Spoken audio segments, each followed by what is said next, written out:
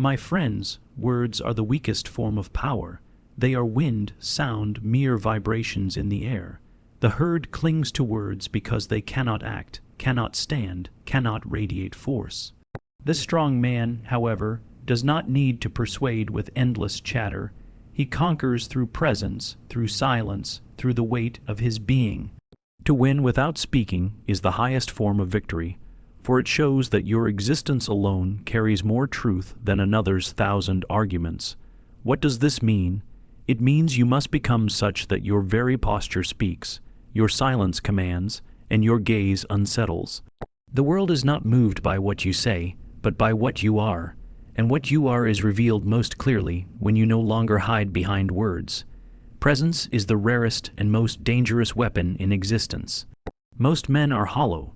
They exist like shadows, always leaning on words, excuses, justifications, and borrowed opinions to give themselves weight. They imagine that speech can replace being, that a flood of arguments can conceal their emptiness. But the moment the noise ceases, their fragility is exposed. The weak cling to language, the strong embody presence. To win without speaking, you must become someone whose very being is an argument, whose existence is undeniable proof of strength. Presence is not charm, nor is it mere appearance. It is the condensation of inner power. It is the silence of a man who does not need to explain himself because he knows he is grounded in reality. Think of the lion. It does not roar to prove its strength. Its very stillness in the savannah makes the herd tremble. Its presence is enough, and this is the essence of true influence, not the chatter of words, but the weight of being. To cultivate presence, one must first cut away dependence on external validation.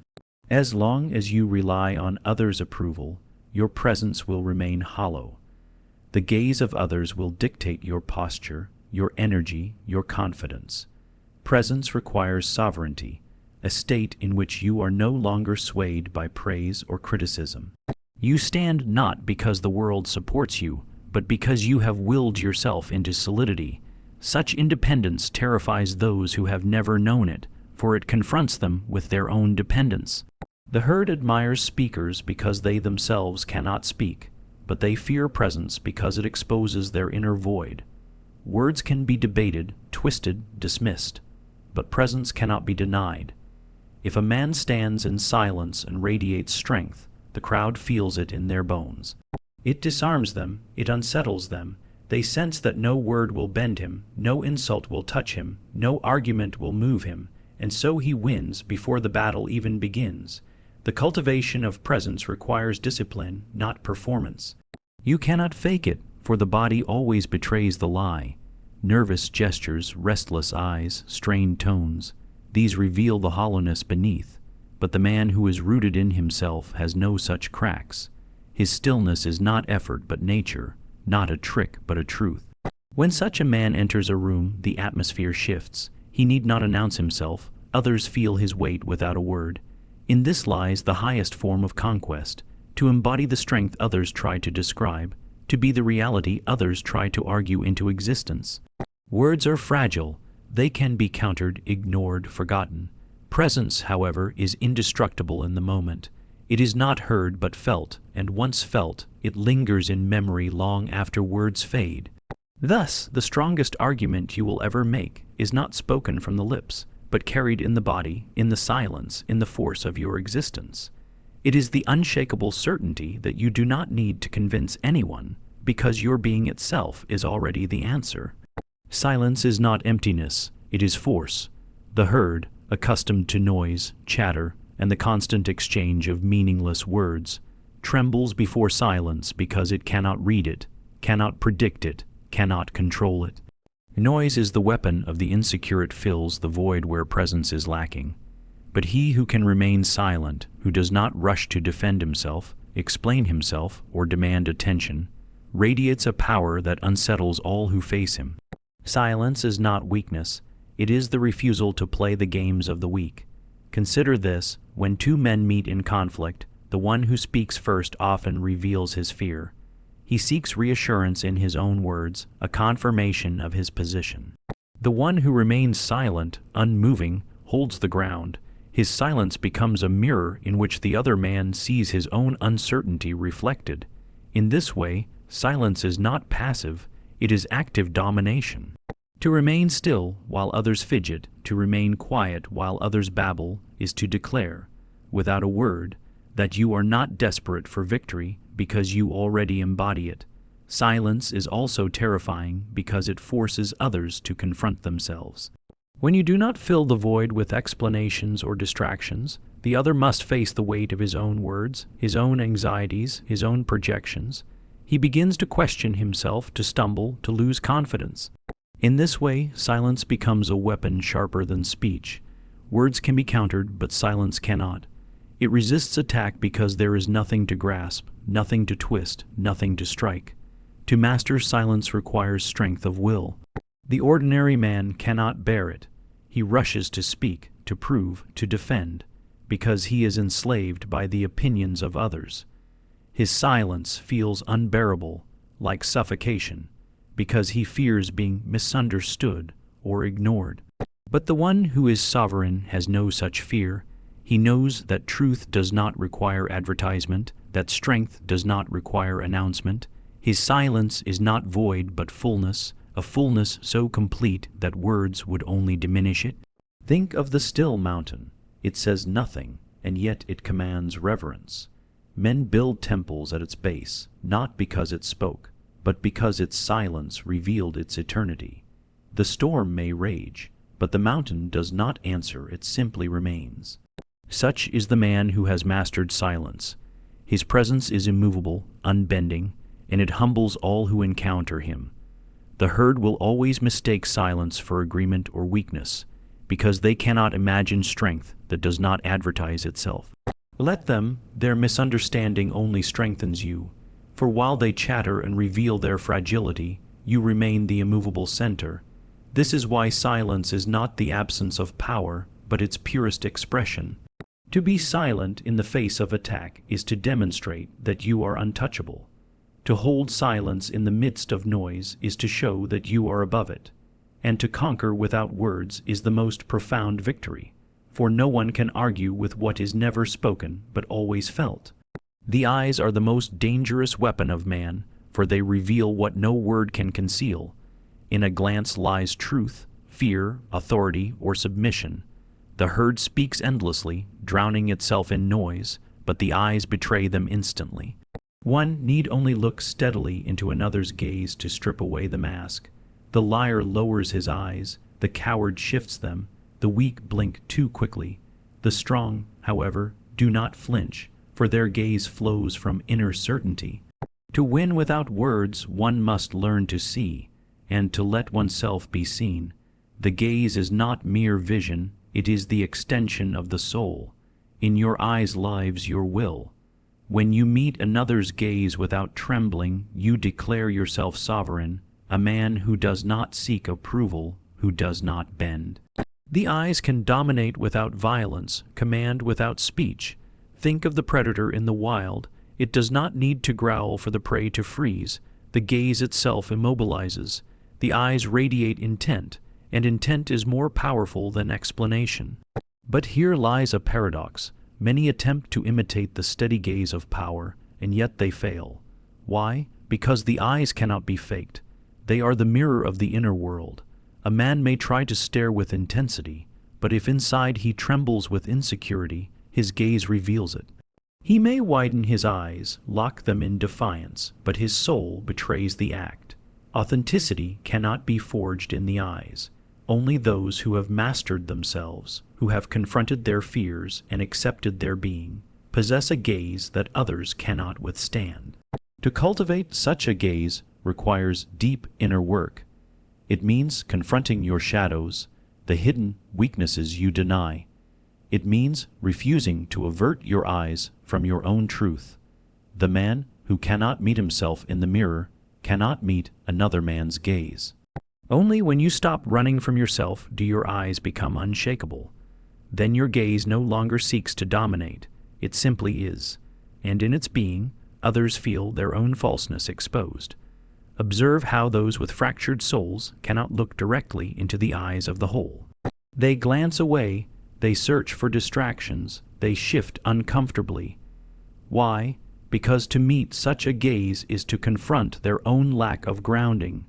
Your eyes, when steady and whole, become a silent judge, not because you condemn, but because you exist without fragmentation. Others condemn themselves in your presence.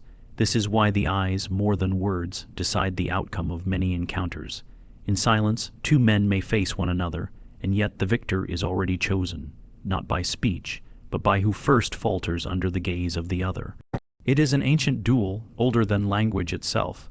Animals know it, children know it, and warriors know it. The eyes reveal who truly stands and who secretly kneels. Therefore, to win without speaking, master the gaze. Let your eyes not be restless, nor hungry, nor apologetic. Let them be steady, calm, certain, reflecting a soul that needs no disguise. Then you will find that no argument is necessary, no defense required. For one glance will silence the insecure, and in their silence you will already have conquered. Control over the body is a language far older and far more truthful than speech. Before man ever uttered words, his posture declared who he was, hunter or prey, master or slave, sovereign or supplicant. The body speaks continuously, and most betray themselves through it. Their shoulders shrink inward, their movements are restless, their gestures are too quick, too apologetic. They communicate weakness without even knowing it. To rule a situation without speaking, you must rule your body first. Posture is not mere aesthetics. It is philosophy made flesh. A bent back proclaims submission, while an upright stance proclaims dignity. The one who slouches reveals not physical tiredness, but spiritual defeat. He carries himself as if begging for permission to exist. Meanwhile, the man who stands tall, with his chest open and movements calm, speaks a silent truth. I require no permission. His very form asserts his being. Thus, presence begins not with words, but with how one inhabits the body. Stillness is equally vital. The weak are restless. They cannot endure silence or inaction, for both force them to feel the weight of themselves. They fidget, they tap, they glance around in search of escape. The strong, however, remain still. Their calmness unsettles others, for it communicates certainty. Stillness says, I am not in haste, I am not afraid, I am not chasing you. I am already sovereign. In this way, control of movement becomes dominance. The one who controls himself controls the room. Every gesture carries weight. The careless wave, the nervous touch of the face, the hurried nod, these all leak insecurity. But deliberate, slow, minimal gestures radiate power. Why? Because they show restraint, and restraint is the highest form of command. To move only when necessary, and with clarity, is to announce mastery over oneself. The body, disciplined and composed, becomes more persuasive than the sharpest tongue. Even breathing is a weapon. The anxious breathe quickly, shallowly, revealing their tension. The grounded breathe deeply and slowly, radiating calm authority. Such details, unnoticed by most, determine who unconsciously bends and who unconsciously dominates. For in every interaction, the body is the battlefield, and the one who controls his own body silently conquers the bodies of others. Mastery of bodily expression is not theatrical display, but authenticity expressed in form. A man trying to pose will always be unmasked, for performance is brittle. True command comes from inner alignment, when the body reflects a mind at peace with itself and a will sharpened into certainty. Then the body ceases to be an instrument of insecurity and becomes instead a monument of strength. Thus, he who governs his body governs the room. His silence, supported by posture, stillness, and measured motion, becomes louder than any words. His form is the proclamation, his presence the declaration. The body, in such a man, ceases to be flesh alone. It becomes a living argument, unspoken yet undeniable. Energy is felt long before words are heard. Every human being radiates an atmosphere, a presence that enters the room with them, whether they are aware of it or not. Some arrive and instantly drain the space, nervous, insecure, desperate for approval. Others arrive and the air shifts. People turn without knowing why, as if pulled by gravity. This is not mysticism but psychology. The energy you carry is the sum of your inner state, your confidence, your clarity, your will. It cannot be faked for long, because energy precedes action, just as lightning precedes thunder. What is this energy? It is the force of one's being, the intensity of one's will to live, the degree to which one is aligned with one's truth.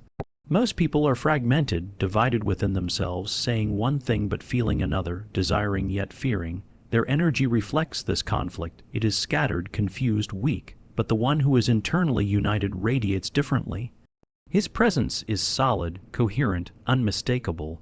Others feel it without explanation. They cannot quite describe it, but they know this one is different. Charisma, that mysterious quality often spoken of, is nothing more than energy made visible. It is not a gift of the few, but the result of inner alignment. A man who believes deeply in what he is, who no longer seeks permission to exist, naturally emanates an authority that draws others. People want to be near such energy because it awakens something in themselves. They feel their own fragmented wills trembling in the face of someone whose will is whole. But to cultivate such energy requires sacrifice. It demands the death of pretense. You cannot radiate authenticity if you live in falsehood. The herd tries to mimic charisma through rehearsed gestures, exaggerated expressions, or empty confidence. But the performance cracks quickly. True energy cannot be borrowed. It must be born from within. It grows through the fire of self-overcoming, through the battles you fight with yourself. Each shadow integrated, each fear confronted, each truth accepted adds weight to your presence. Consider how even in silence, energy can command. A man enters a room without speaking, and yet all eyes shift toward him. He does not demand attention. He attracts it because his energy is not dissipated outward in seeking validation. It radiates inward, rooted and grounded, creating a field around him. Others instinctively adjust themselves in his presence, not out of fear, but out of recognition. His very being speaks, "I am unshaken." To win without words, then, is to radiate an energy that unsettles the insecure and steadies the strong. The weak feel threatened because they sense what they lack. The strong feel respect because they recognize what they share. Energy, unlike words, cannot be debated. It is undeniable, immediate, primal. When you master it, you need not shout, argue, or prove. The silent field of your presence will already have spoken everything. Silence is often mistaken for weakness, yet in truth, it is one of the most formidable weapons a human being can wield. Words are cheap. They spill from mouths without thought, cluttering the air with explanations, excuses, justifications. The herd cannot endure silence because in silence they are exposed to themselves, to their insecurities, to the truth that they desperately drown in noise. But the one who masters silence masters the arena of power, for silence unsettles, forces others to reveal themselves, and gives you dominion over the space. Think of silence as a mirror. When you refrain from filling the void with chatter, the other person is confronted with themselves. They scramble to fill the emptiness, to hide their discomfort, to escape their own reflection. In doing so, they reveal their fears, their weaknesses, their true nature. Silence draws out confession, not by asking, but by waiting. The impatient will always speak too much, while the strong let silence do the work. There is also dignity in silence. Words can betray your intent, but silence protects it. The one who remains silent when provoked declares strength far greater than the one who lashes out. To be unshaken by insults, unmoved by accusations, unwilling to stoop to defense, this is authority. Silence, in such moments, is a fortress. The aggressor shouts, but his energy bounces back against the calm wall of your restraint. He exhausts himself, and you remain untouchable. Silence is also timing. The most decisive victories are not won in constant attack, but in waiting. The silent man observes. He listens not only to words, but to tone, pauses, slips of the tongue. He sees more because he does not rush to fill the space. and when he finally speaks, his words land with greater weight because they are rare, deliberate, sharpened by the stillness that preceded them. The silent man is feared because others never know what he thinks, and mystery, in the realm of power, is often more commanding than revelation. Yet silence is not passive. It is active will. To stay silent requires mastery over one's impulses, over the restless need to explain, to be liked, to justify. It requires strength to let another speak endlessly while you hold the space unmoved. Weakness seeks validation in sound. Strength breathes comfortably in quiet. In truth, silence is not emptiness. It is presence intensified. A silent man, rooted in his being, exerts more force than 100 voices clamoring for attention. His refusal to play the game of noise elevates him above it. Others feel it, even if they cannot name it. They feel watched, measured, unmasked. Silence reveals more than words ever could. Thus, he who commands silence commands the room. He needs no speeches, no defenses, no noise. His silence is not absence, but fullness, an invisible weight pressing upon others, bending them without force, conquering them without a single word spoken. Influence is not merely what you do in the moment. It is what lingers after you have left. The true measure of power is not in the noise you make while present, but in the echo of your absence. To win without speaking is to plant something in the minds of others so deeply that it continues to grow when you are no longer there. This is the unseen art of leaving an imprint, a silence that resonates louder than words, a presence that continues to be felt even in absence. What does this imprint consist of? It is not charm nor empty performance, for such things dissolve quickly. It is the impression of strength, the memory of calmness, the image of someone who stood apart. People may not remember your exact words, but they will remember how your presence made them feel. If you carried yourself with dignity, restraint, and certainty, they will recall it with unease or admiration. If your silence unsettled them, it will haunt them. If your steadiness inspired them, it will guide them. The mark you leave is not intellectual, it is visceral. This is why those who shout, who seek to dominate by volume, fade quickly from memory. Noise does not last, but stillness, restraint, and silent authority carve themselves into the psyche. They create a contrast so sharp that others cannot forget it. They return to the image of you again and again, measuring themselves against it, even competing with it in their imagination.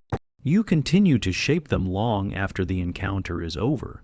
The one who wins without words understands this. He does not need immediate victory because he is playing for permanence. A quick triumph of argument is shallow. It vanishes as soon as the noise subsides. But the victory of presence endures because it reshapes the way others perceive reality. They begin to think differently in your shadow, to doubt their own noise in comparison to your quiet. They begin to see that you carried something they lacked, sovereignty. There is also a moral weight in this kind of influence. When you embody strength, clarity, and composure, you become a mirror in which others see their own deficiencies. Some will resent it, others will be drawn to it. But either way, you have altered them. You have forced them to confront themselves, and this is the highest kind of victory. Not domination through force, but transformation through example. To leave such an imprint requires that you live it, not perform it. If your silence is hollow, if your calmness is feigned, others will sense it and forget you. But if it is genuine, if it arises from an integrated self, then your very being becomes unforgettable. People will carry the memory of you into their thoughts, their conversations, even their choices. They will measure themselves against the silent standard you embodied. Thus, the final triumph lies not in words spoken, but in the enduring echo of who you were. To walk away and still remain in the minds of others, that is to win without ever opening your mouth.